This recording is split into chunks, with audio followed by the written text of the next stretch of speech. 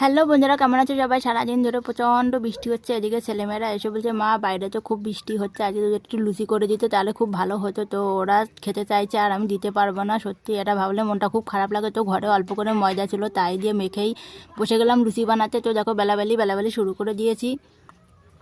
আর এদিকে আরেক কাণ্ড হয়েছে, এদিকে সাদা তেল যা ছিল সব শেষ হয়ে গেছে। যা এবার কি করব? তো এই সর্ষের তেল ছিল, এই সর্ষের তেল দিয়েই আমি বানানো শুরু করে দিচ্ছি।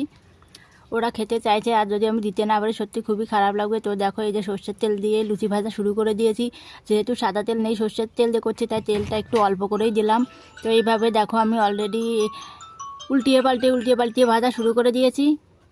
তো এই করে এক এক করে দেখো ভেজেই যাচ্ছি। তো এই যে এই কটা হয়েছে, আরও কটা বাকি আছে ভাজতে। তো দেখো এই যে আমার সব ভাজা হয়ে গেছে, এই যে এই কটা হয়েছে সব মিলে। তো এবার কি দিয়ে খেতে দেবো? তো ভাবছি যা, ঘরে যে মুগ ডাল দিয়ে চাল কুমড়োর ঘন্ট আছে, এটা দিয়ে